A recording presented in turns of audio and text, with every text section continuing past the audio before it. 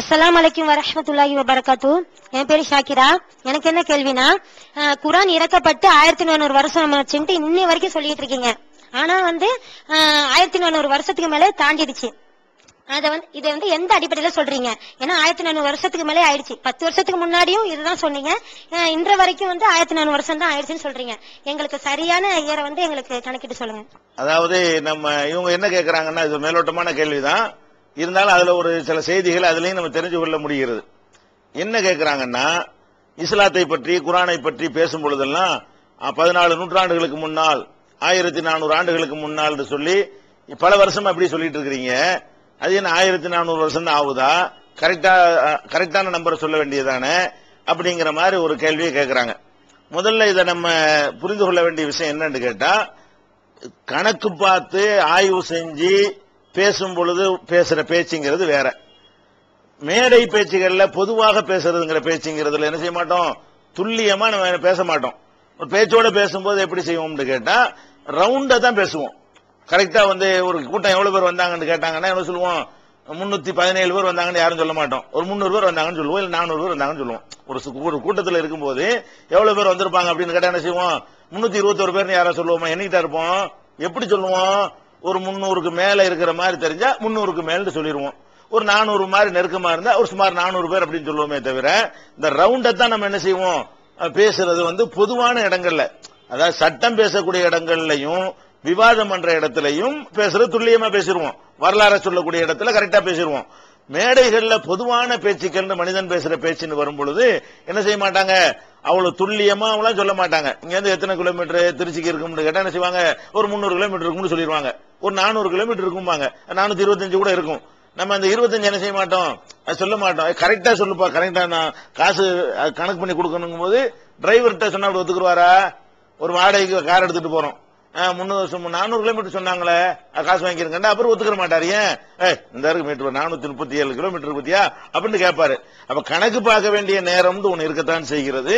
பொதுவாக மேலோட்டமா சொன்னா போதும் அப்படிங்கிற இடம் இருக்கத்தான் செய்கிறது. அந்த வகையில தான் 1400 சில்லறை இருந்தா கூட நம்ம என்னன்னு பேசுறோம், 1400 சொல்லிட்டு இருப்போம்.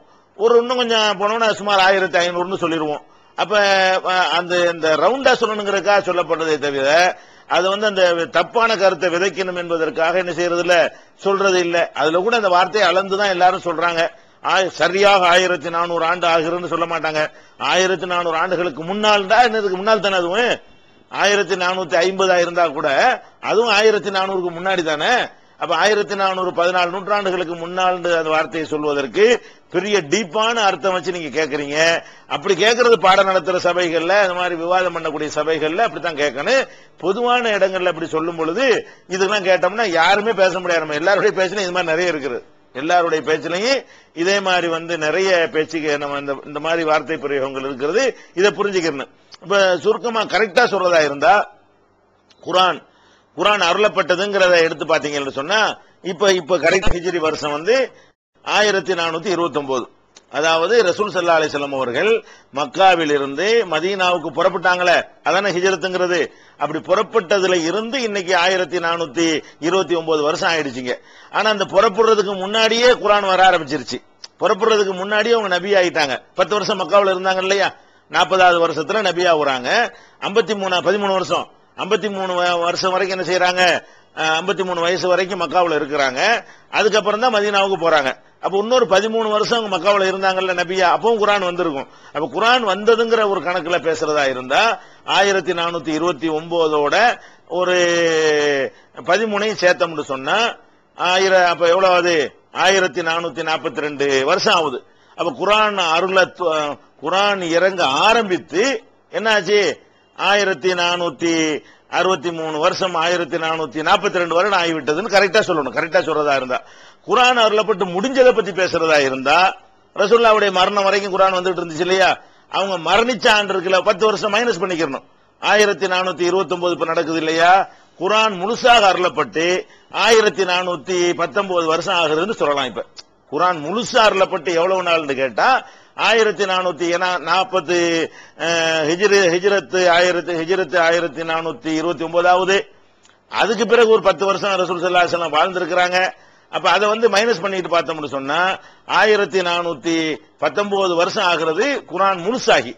குர்ஆன் அருளப்பட ஆரம்பித்து எவ்வளவு நாள் ஆகுதுன்னு கேட்டீங்கன்னா 1442 ஆகுது. இப்படி சொன்னோன்னு குழப்பம் ஏற்படுதுல, இதெல்லாம் வரக்கூடாதுங்கிறதுக்கு தான் ஒரு 14 நூற்றாண்டுக்கு முன்னாடி இப்படின்னு சொல்லிட்டு போயிடுறோம். இதுதான் மேட்ரு.